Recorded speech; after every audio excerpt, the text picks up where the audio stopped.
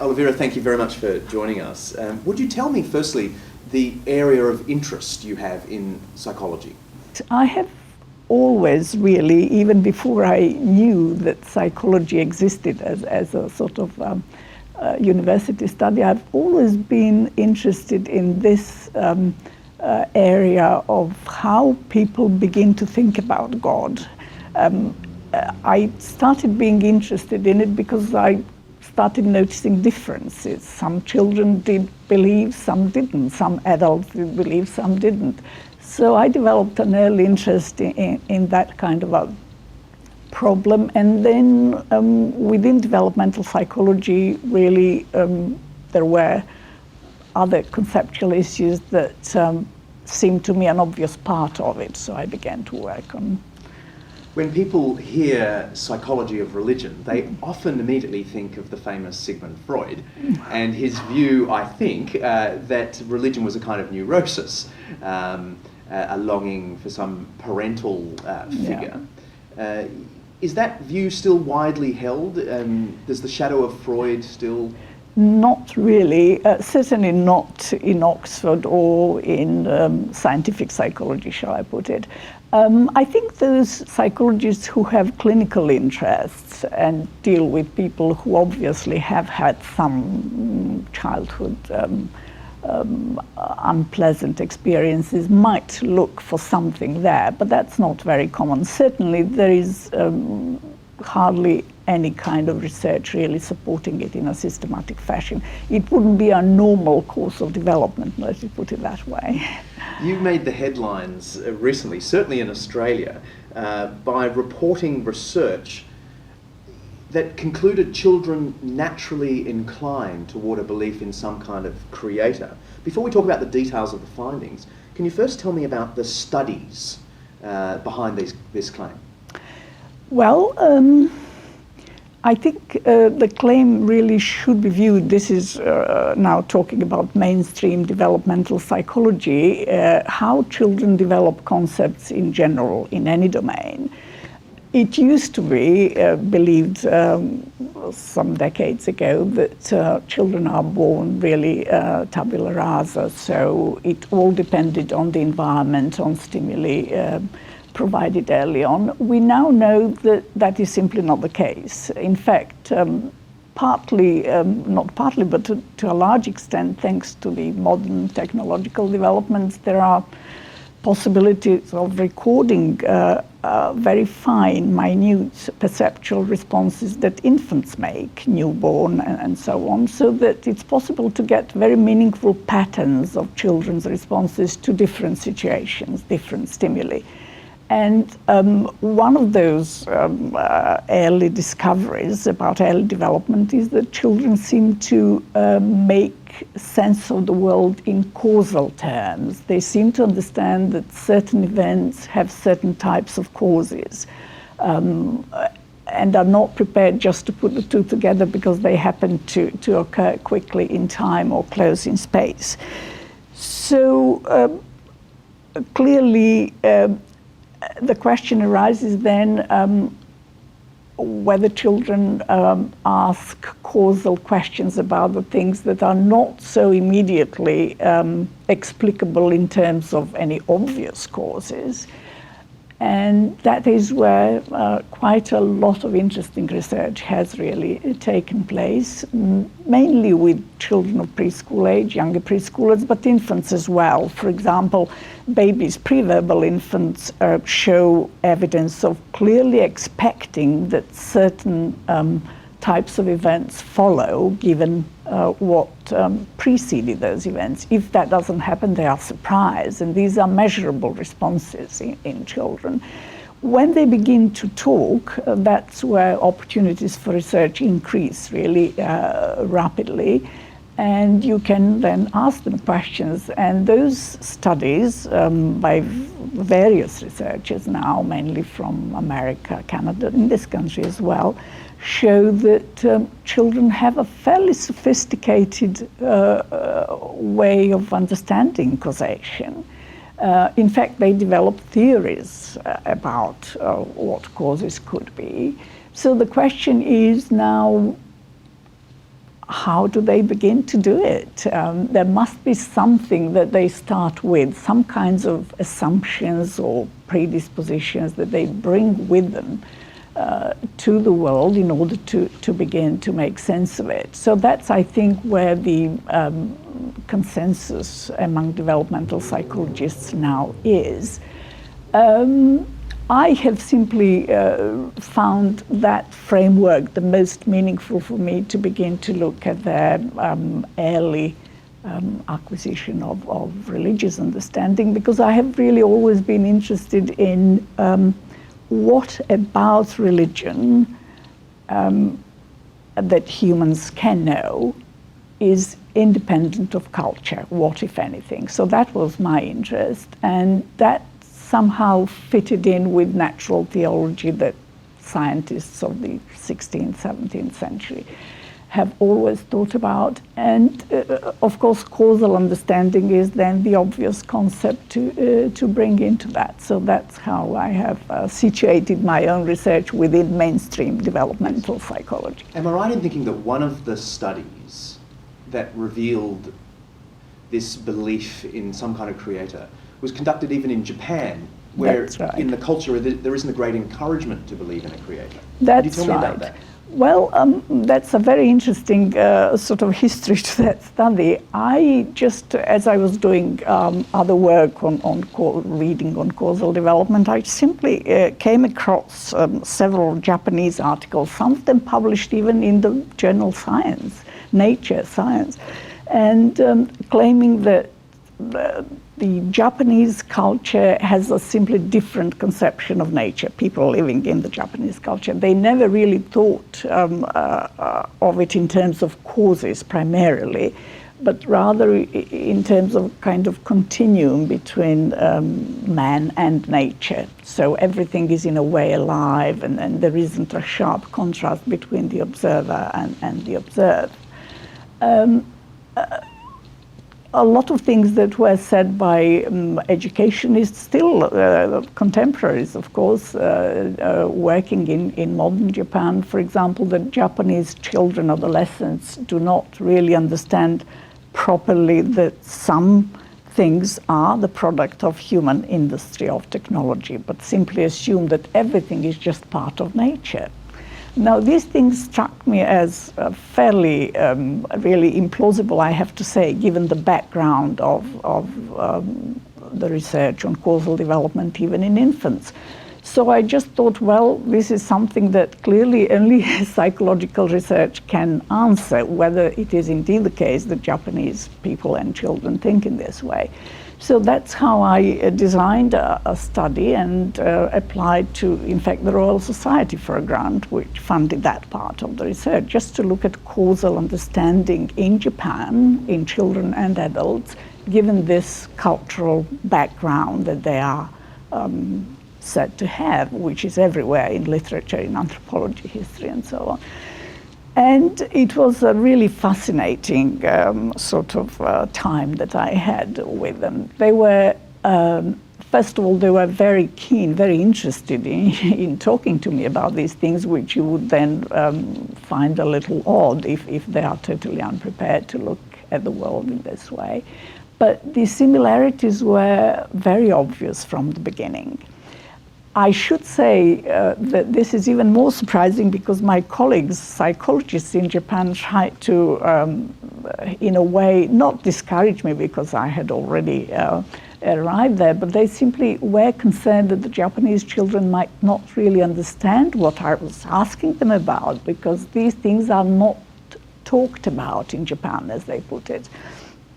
To ask them how natural objects came into being and what sort of causes at the different levels were involved. So because I wasn't a fluent Japanese speaker ever, I had a very limited sort of for daily living while I was there. I had a research assistant, in fact two. One was working with me with adults, another one with children, and they were stunned in a way as much as I was. In fact, I wasn't stunned because of my hypothesis in a way predicted that, but I was very surprised how things can be perpetuated in the literature, which is studied everywhere in the world, that has never been checked out on the ground. Is this really how ordinary Japanese people think? And the key finding was? The key finding was that, for example, they had very similar ideas to how natural beings, natural things come into being as Western children, as British in this instance, because I started with them. So that the most surprising, in fact, was that they very often, regularly suggested that God was the creator of natural objects. Now, that's not something that they really consider a kind of it's difficult to put it in the right way, but to them, as I understood my colleagues and some religious scholars in Japan, it's almost an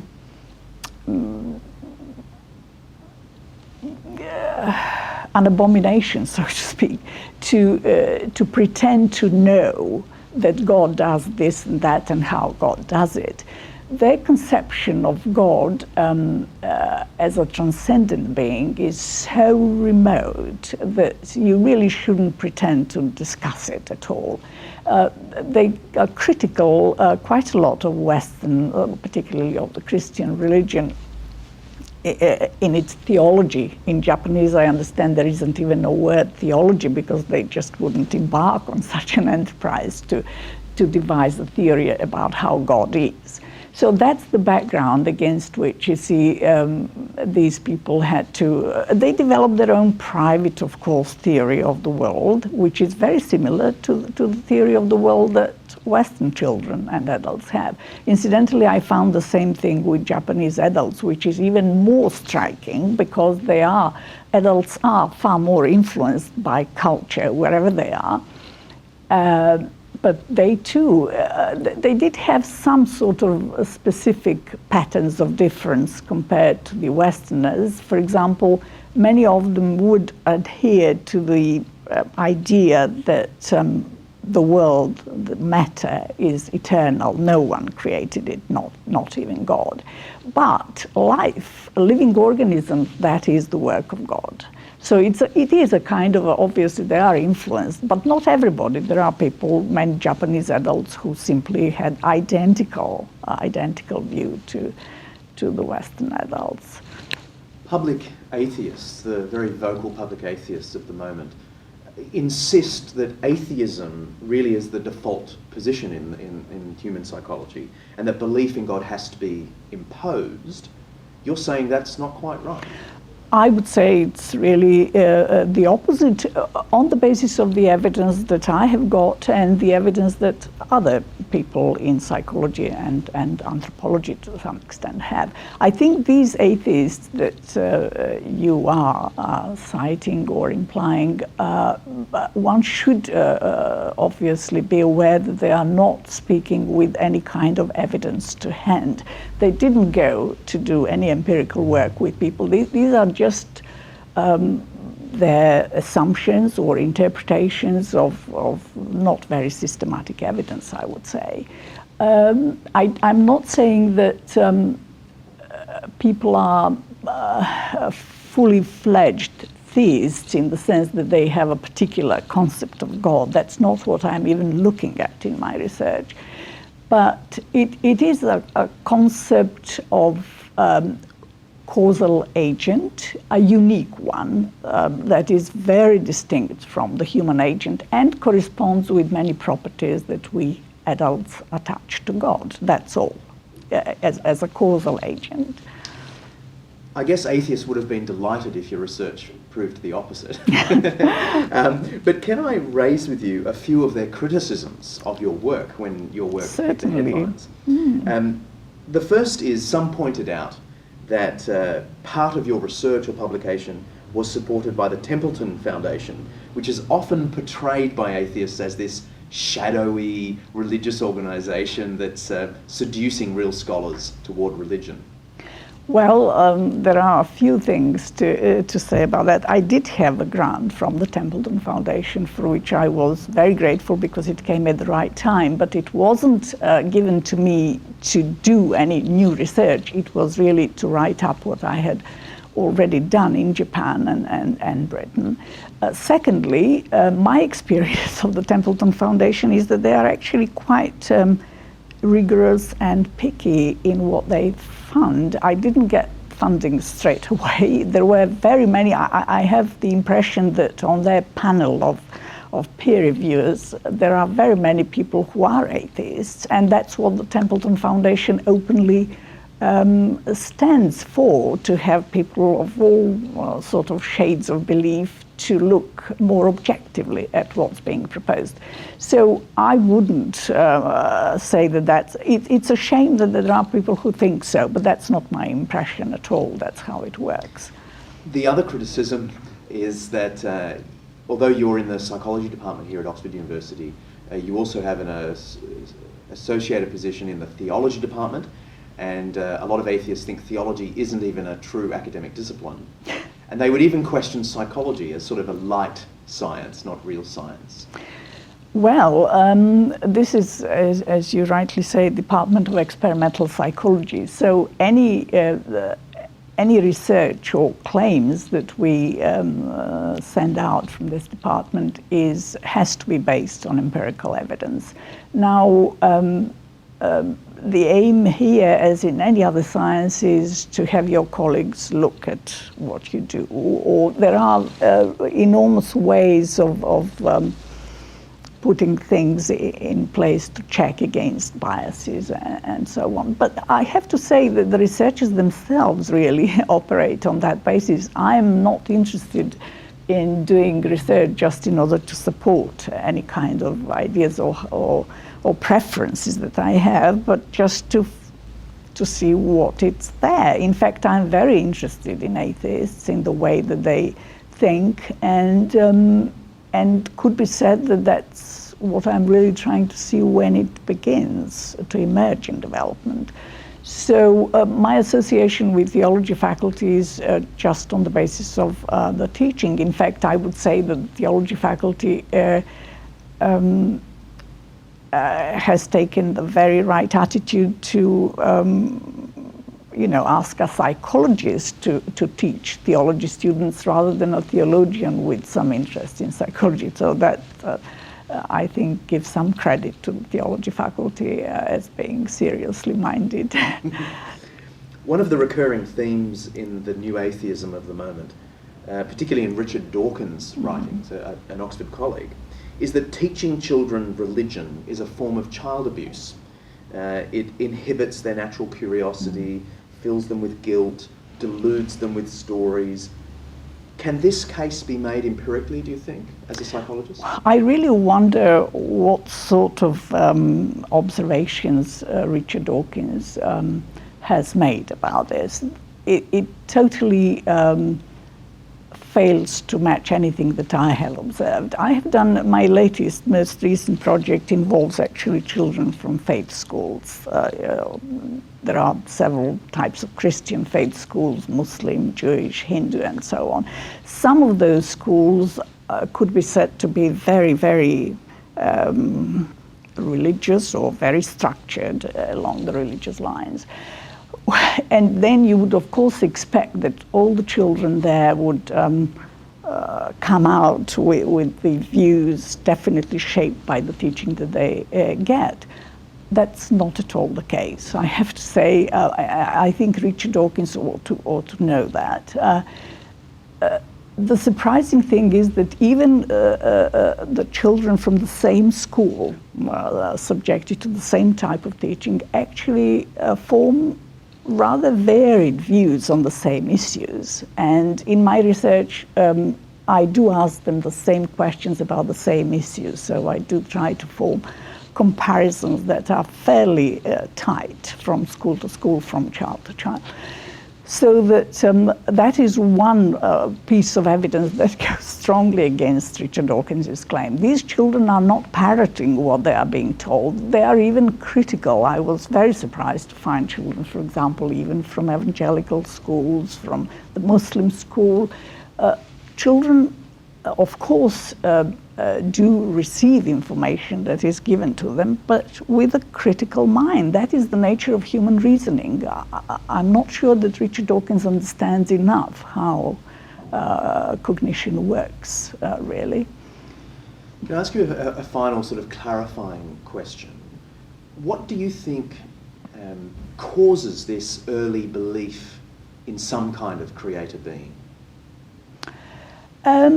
As I said briefly at the beginning, I think it's really an aspect of human causal understanding, and that is a huge domain of our cognition. If you think about it seriously, we rely on our ability to understand the world in causal terms from day one. We need to distinguish things immediately according to what they do to us. Do they do to us harm or good, foods and so on. So even infants begin to form these causal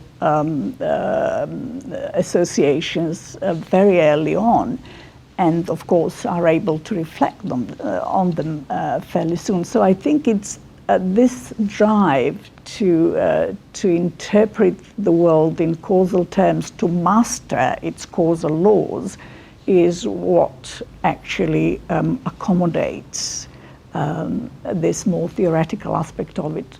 But what about the world itself? What about me? How did anything begin at all? I think it's there. Ideally, I would like to be able, of course, to find ways of taking even younger children than I have.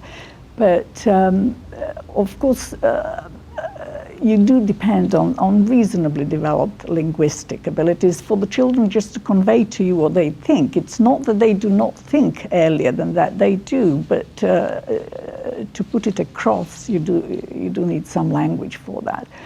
There are now technologies that could be tried with brain imaging, but those are rather expensive, and there is no need really to resort to them as yet in this topic. In this case, I think it's behavioral evidence that is perfectly adequate if it is obtained under properly designed and controlled conditions, and you have sufficient comparisons to allow you, and a large number of observations, of course. I mean, it's never enough. For example, this latest study, I have over 400 children, but it is a large number, but it's a small one if you look school by school. There are only 60 children per school and so on. So you do need a lot more before you can state something with greater, not certainty ever, never certainty in science, but probability really that things are as they are. So it is the behavioral evidence that we need to continue to rely on. Thank you very much. Pleasure. Fabulous. Well, I hope it's useful. I don't know. One always thinks that that there are. No, that was lovely. I'll get you to stay there. One thing that I thought you might really ask me about in connection with adults was that. Fire that up. I'll just check that.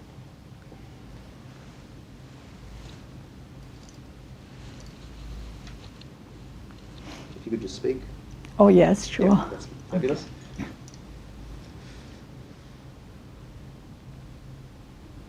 Okay.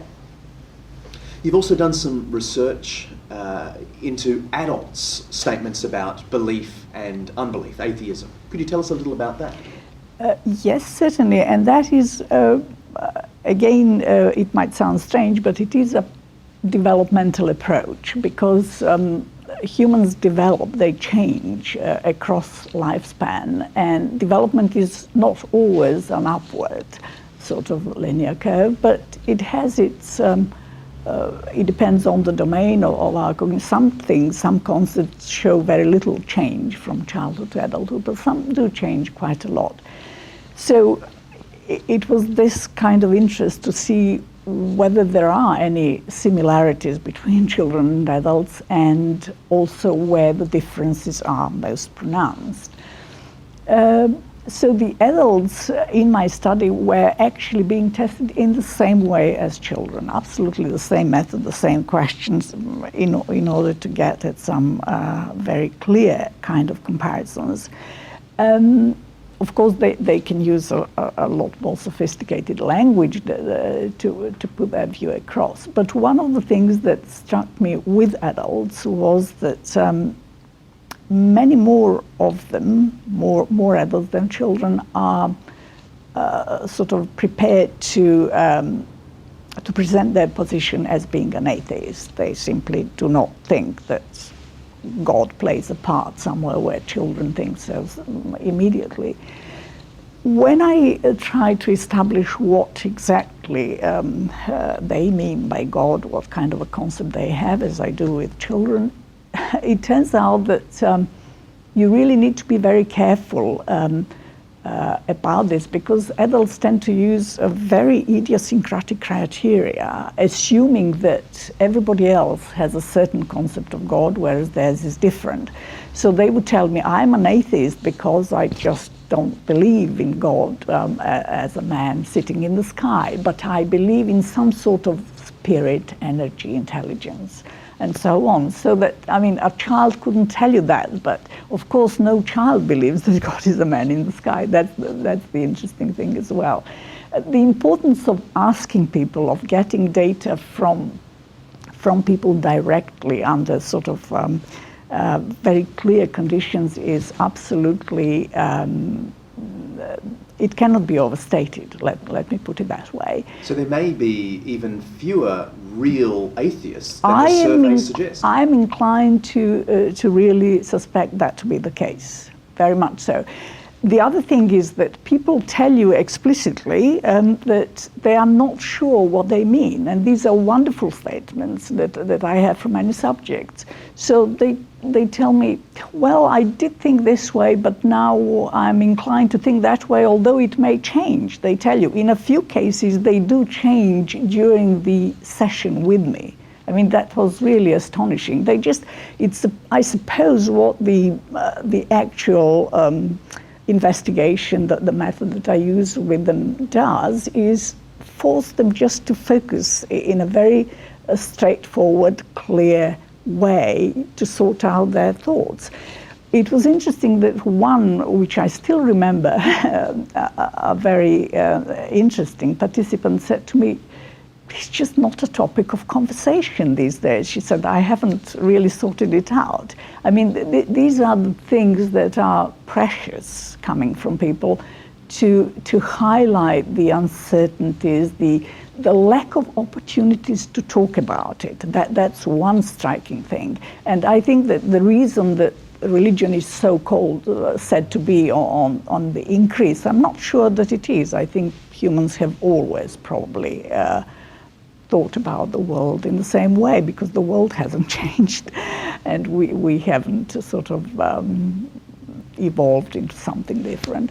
But what has changed these days is the opportunities to be provoked, to think about. So that gives the impression that there is something in the world of religion that has changed. I don't think so. I think it's just these opportunities to articulate the doubts, the certainties, the questions, the thing. And that is the same for children, incidentally.